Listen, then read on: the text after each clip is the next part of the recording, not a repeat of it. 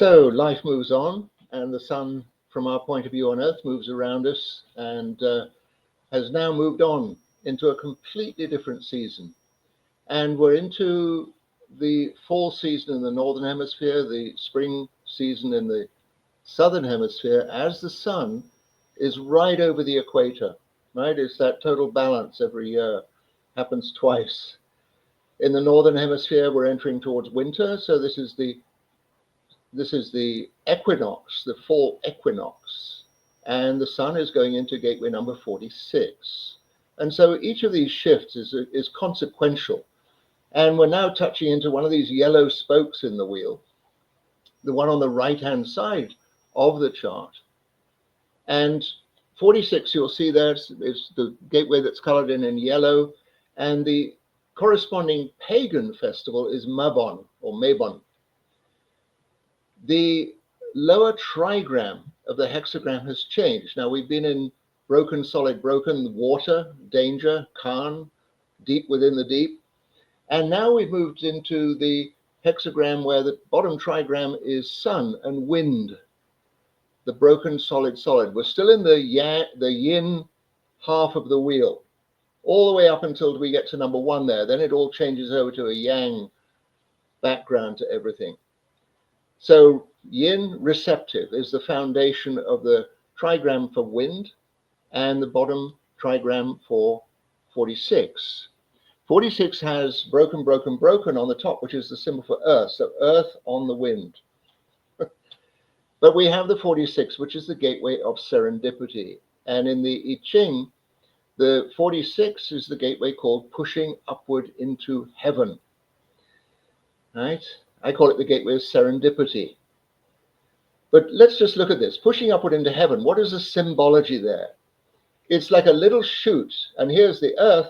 And the little shoot is beginning to appear through the earth.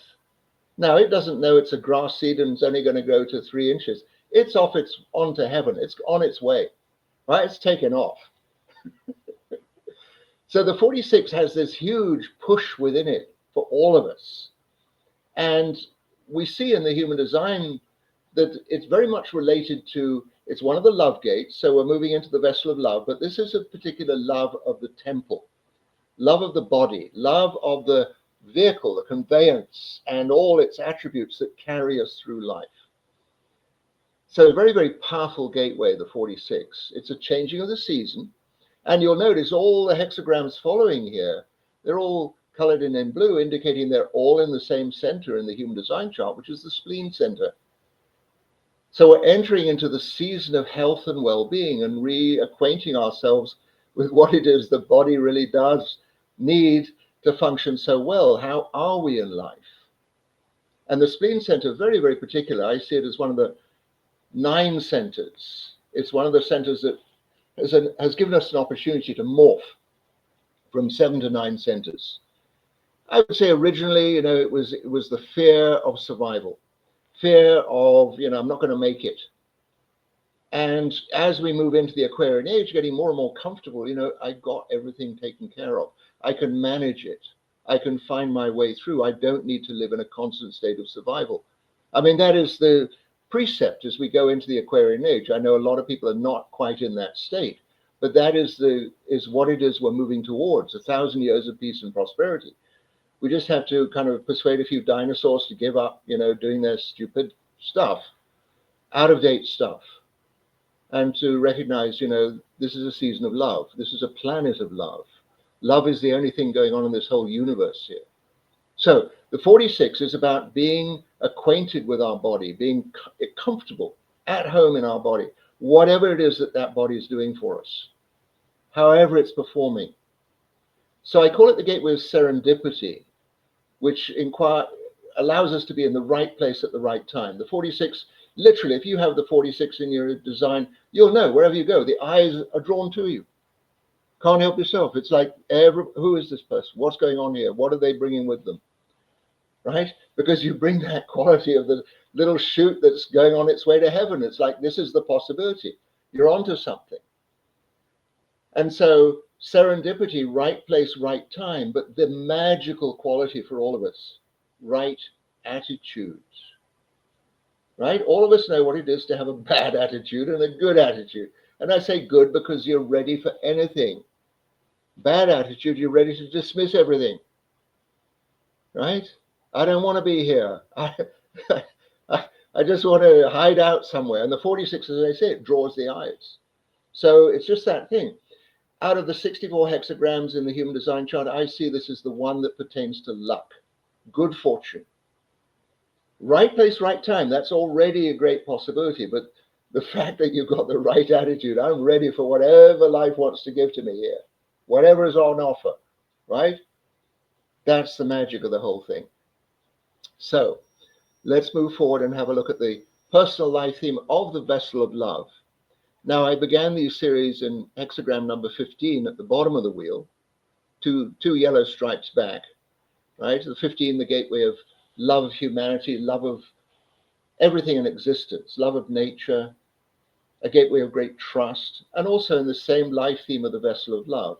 But the 46 gives a very different quality to this love. And I'm saying it's love of the physical, love of being in the body, love of having this extraordinary experience in a physical form on planet Earth.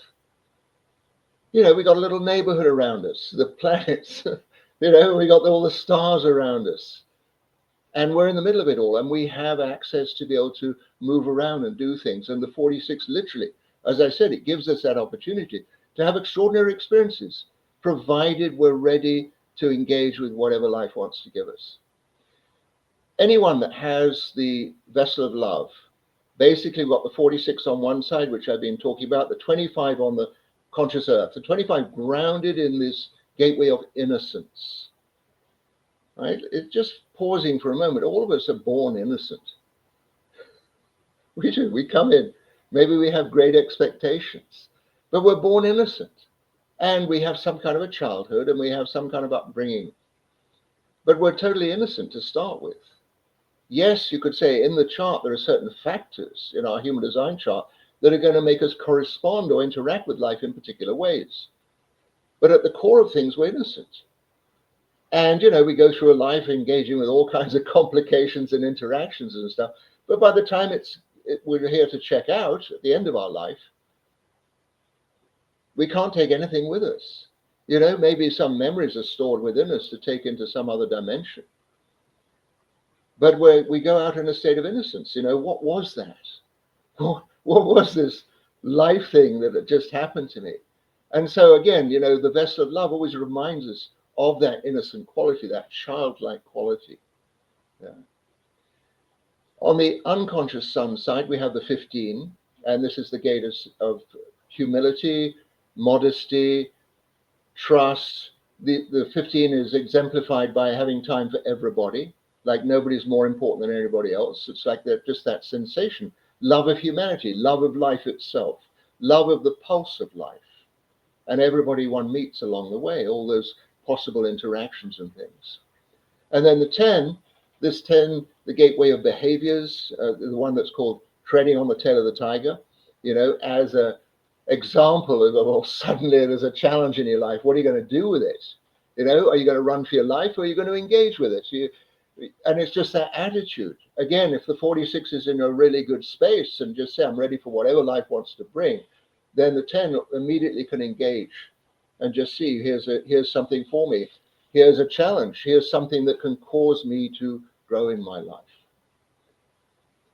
So the 46 is in abstract circuitry. It's in having the experience. It opens up the whole experience of this season of healing and health and well-being. And the great thing is to be at home in our body. That's the great thing. And to recognize you have this life theme of the vessel of love. You are an ambassador for love. And you'll know this about yourself. Wherever you go, you know, you help people get it together, you know, they can relax a little bit around you. You bring that quality of love, that it's all right, everybody. We're all having this experience here in one way or another. We're all having our own unique experience. And people with the life theme of the vessel of love, they can bring that quality of soothing and good accompaniment, you know, to whatever it is that's going on. The sun moves on into the fourth line of the 46, And here we are in the fixed life theme of serendipity. And what has happened on the unconscious side, we've slipped the unconscious sun into the 52, the gate of mountain and stillness and that calm, that inner calm within. And the 58, the gate of joy and celebration, if you will. And I always say about the 58, it's at the beginning of this whole sequence of things that we do in our life. And it basically says to us, why do anything if there's no fun in it? Find the fun in whatever it is that you do. And so serendipity is just, I'm available. I'm available to whatever it is life wants to offer me. I'm prepared to be influential, as all four lines can be, and just point out to people, yeah, there's a great possibility in life in being open to whatever hand of cards we get given. How are we going to play them? And the bottom line is, be wherever you are. Trust yourself in that space. So then it moves on into the interpersonal life theme of healing. So I've said, the following gates are all going to be in the spleen center, which has everything to do with our sense of well-being, health and well-being, our alertness. Are we taking care of ourselves? Are we looking out for ourselves? So this particular life theme, it happens 4 days out of the year, 2 days at this time, 2 days in the spring. And just to see, it's a magical life theme, in that it brings this quality of healing into the world. Again, Sun in the 46, the fifth and sixth lines of it, which is really engaging strongly, but the fifth line also has this possibility to offer teaching or conveyance of what well-being is all about and what presence is all about. And then the 25 with the fifth and sixth lines is also that thing of really looking at how does innocence or an innocent approach to life, a clear slate, how does that enhance our life journey? And then the 52, moving on through the lines of the 52, this quality of stillness and calm and quiet. And the 58, this gate of joy, of being involved in life in ways that bring great fun, great celebration. I know a number of people with this particular life theme, and they're all very dear to me in one way or another. And what very often happens for them is that they don't necessarily know that they have this quality of bringing healing wherever they go. And I tease them sometimes and say, you can go to a doctor's office and there's a waiting room and all kinds of people there. And you walk in one door, and by the time you walked out the other door on the other side, everybody in the room has had some kind of healing taking place. Just that's the quality of energy you bring with you, that stillness, that joyfulness, that innocent quality, and that serendipity of being really close and in touch with the body, and seeing that the body is always in the state of bringing us the possibility of evolution in consciousness, of growth. So healing, this quality that very often people with this particular life theme, they don't really know what it is that this quality is until in some way they are challenged in their own health or in the health of somebody that's really close to them. And then they have this capacity to go really deeply into, what does this person, or what do I need to bring about a complete resurgence of health and well-being? What's needed there? Let me explore, let me find out all the different techniques and possibilities and formulas and herbs and healing modalities. And just it enhances that whole energy around them. So they can be very sick themselves, or they can have somebody around them that's very challenged in health. And by time moves on, all of a sudden they recognize, I've got the means to heal pretty much anything. Or if I can't heal it, at least I can learn how to live with it in the best possible way. So very, very powerful as we enter into this fall season in the Northern Hemisphere and the spring season in the Southern Hemisphere, that these next hexagrams are all going to be in the spleen center. They're all going to be involved in our health and well-being. And as we leave the sun in the 46, we see this extraordinary quality of really engaging with our body, honoring it, because it's a miracle, on legs. It really is a miracle that carries us through this life. I mean, who invented this thing?